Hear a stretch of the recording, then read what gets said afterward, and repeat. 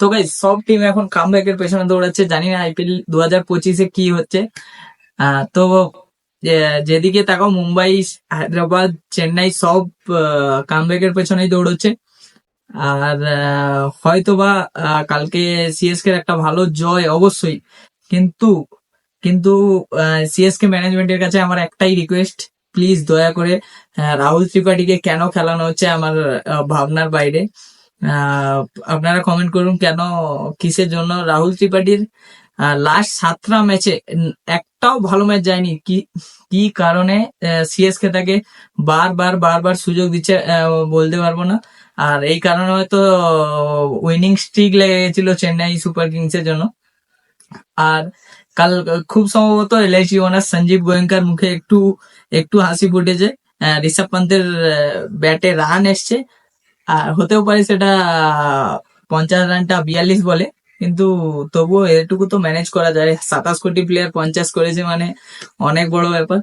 কিন্তু সিএসকে ম্যানেজমেন্টের কাছে একটাই রিকোয়েস্ট, প্লিজ রাহুল ত্রিপাঠীর বদলে অন্য কাউকে খেলিয়ে নাও। একটা ওর থেকে ভালো পারফরমেন্স আশা করি একটা বোলারও করবে। তো প্লিজ একটা অলরাউন্ডার, ওর থেকে ভালো একটা এক্সট্রা বোলার টিমে রেখে দাও। তো guys as a new player Sheikh Rashid কালকে একটা অসাধারণ স্টার্ট করেছিল এবং ইন্টারভিউতে সে বলেওছে যে তার পাওয়ার প্লের ভেতরে তার উড়িয়ে খেলা পছন্দ নয় বা বল হাওয়াতে মারা পছন্দ নয়। সে গ্রাউন্ডে খেলা বেশি পছন্দ করে, মানে বাউন্ডারির দিকে বেশি যায় না কি ওভার বাউন্ডারির দিকে। এবং খুব খুব ভালো একটা স্টার্ট সিএসকে জন্য। আর ডেবিউ ম্যাচে শেখ রাশিকের একটা ভালো পারফরমেন্স। প্লিজ প্লিজ সিএসকে ম্যানেজমেন্টকে বলছি, প্লিজ দয়া করে রাহুল ত্রিপাঠীর জায়গায় অন্য কোনো নিউ প্লেয়ারকে সুযোগ দিয়ে দাও। হয়তোবা এই যেমন হারার স্ট্রিক লেগে গেছিল, এটাকে হয়তো বাঁচিয়ে নিতে পারে কোনো নতুন প্রতিভা। কি কারণে বারবার খেলানো হচ্ছে আমি বুঝতে পারছি না। রাহুল ত্রিপাঠী মানে হয়তো খুব ভালো ব্যাটসম্যান, কিন্তু টি-20-র ক্ষেত্রে যেখানে ফর্ম জরুরি সেইখানে সিএসকে ম্যানেজমেন্ট কি করে তাকে বারবার ব্যাক করছে, ভাবনার বাইরে। তো এতটুকুই। রাহুল ত্রিপাঠীর জায়গায় যে কোনো অন্য প্লেয়ার একটা খেললে হয়তো বা ভালো খেলবে।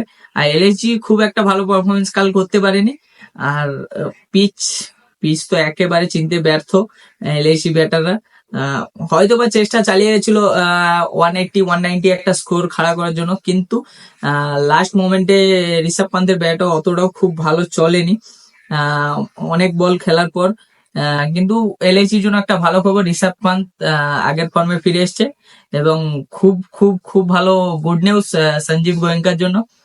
কলকাতা ভার্সেস পাঞ্জাব ম্যাচের যে কোনো নিউজ সবার আগে দেখার জন্য ক্রিকেট চৌকাটকে ফলো করো। এরকম ইন্টারেস্টিং কন্টেন্ট ক্রিকেট নিয়ে বাংলাতে, তাও আপনাদের জন্য। প্লিজ চ্যানেলটিকে, ভিডিও ভালো লাগলে প্লিজ চ্যানেলটিকে সাবস্ক্রাইব করে ক্রিকেট চৌকাটের পাশে থাকো।